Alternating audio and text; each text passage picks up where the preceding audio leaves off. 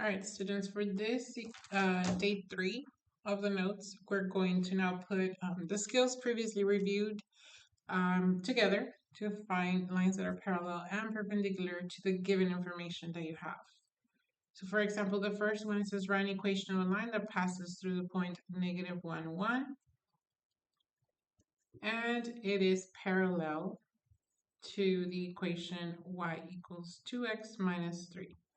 So just to quickly review about parallel and perpendiculars, this is the facts. For parallel lines, you have to have two lines that never touch. Therefore, when you do the slope, the rise over run, it's technically telling you that it has to be the same rise over run. So if you do rise 2, run 3, then the other one also has to rise 2 and run 3. So the slopes, the parallel lines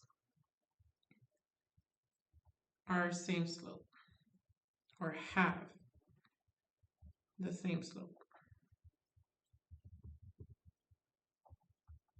And then for perpendicular, we need to visualize that they are two lines crossing at 90 degrees. That's the definition of perpendicular. So picture two lines crossing at 90 degree, either like that or diagonally, but they're forming that 90 degree angle. So mathematically speaking, this is true when one of them is positive and the other one is negative. So that's one truth about the slopes, one positive, one negative. Also, the rise over run ratio, it's reciprocal, meaning the flip version of it. So if you rise 2 and then run 3, the other one is going to be rise 3 and run 2. So picture a positive and a negative. So that's opposite. And then the flipped version of the slopes. So that will be reciprocal. So for perpendicular lines,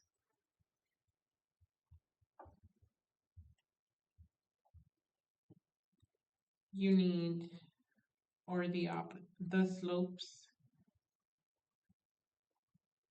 are parallel or are opposite reciprocals. So through practice, you'll see this of how this works. So if we have a parallel line here, they're wanting for you to use the same slope. So we're going to use the slope of 2. And then the points right here. So we're going to use a point slope formula. Y minus y1 equals x minus x1. Substitute the values of y1. So the y value of the first point, 1. So y minus 1 equals your slope, which is 2. And then x minus the x value of your first point. So that will be minus -1. When we simplify this, this is a double negative, so it becomes positive. And to rewrite this, we distribute the 2. So that will be 2x times 2 times +1, so +2. Here we have y minus 1 equals 2x plus 2. So to get this y by itself, we need to cancel this 1 by adding 1. And we get y equals 2x plus 3. So this is the equation in slope-intercept for a line that is parallel to the given line. So just to give you that visual, we're going to graph it here in the calculator. And the given equation is 2x minus 3. So we're going to write 2x minus 3. Then the one that you found, or that we found, was 2x plus 3. And you notice that they are parallel. And then also we need to check that it crosses the point -1, 1. So we're going to trace it just to verify that. And then it shows right here that the point -1, 1 is on that red line. Okay, so that's just confirming that the work we did was correct. Here's the next one. We are now going to do a perpendicular. So you look at the point that you're given, and then we're doing a perpendicular line to y equals negative 2x plus 2. So perpendicular needs you to use opposite reciprocal of the slope that you have right now. So if the slope right now is negative 2, we write that as a fraction over 1. And the opposite reciprocal of this would be flipping this, so 1 over 2.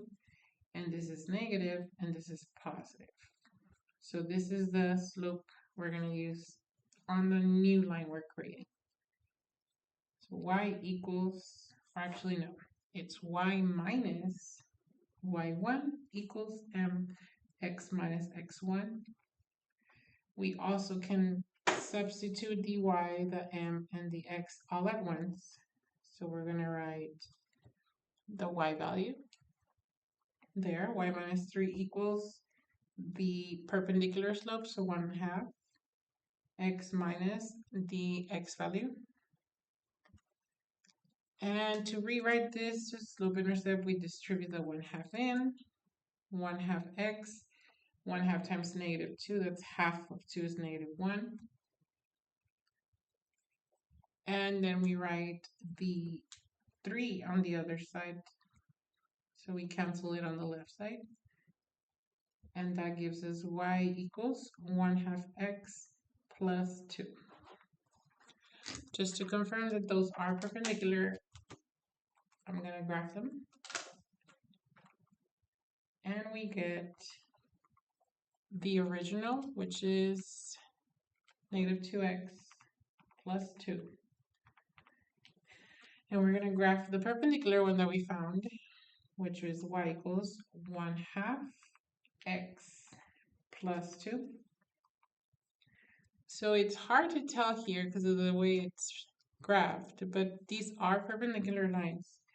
And we now need to check that the point 2, 3 goes through that new perpendicular line. So we can do trace when x is 2. This is the original, and then if you jump over here, that's the one we created. It's crossing through the point and it's perpendicular to the other line. Okay, so last part here in the notes is what happens when we have equations that are not y equals mx plus b. This just means that you don't have a steepness, you don't have slope. And then this means you have only x's. So picture a lot of points and they only have x values that look like that. So like this one will be negative 4 comma a number, negative 4 comma a number, negative 4 comma a number. Same thing with this. This is y equals whatever number that is. So the points here will all have that number. So blank 5, blank 5, blank 5. So if you were to plot these points, this one, if all of the y values were always 5, 1, 2, 3, 4, 5, then you will have all these points that are making a line, a horizontal line. So that one right there will be y equals 5. And then if we do the other one, which is all the x values are negative 4. So we're going to look at the x, 1, 2, 3, 4, negative 4. And if we have a lot of points that had negative 4 as an x, they will all look like this. So that creates that vertical line. So you should have been taught maybe Hooy-Vaux. So Hooy-Vaux to remember these type of lines, because the Hooy represents the horizontal line. The O is the zero slope. Horizontal lines have zero slope, zero steepness. That's why the mx kind of cancels out because there's no steepness. And then the equations look like y equals a number, as you notice right here. The Vaux is the vertical, and the U is for an undefined slope. And then the x is for saying that the equations look like x equals. So like this one was x equals -4. All right, I hope this video helps you understand how to write equations given all this information.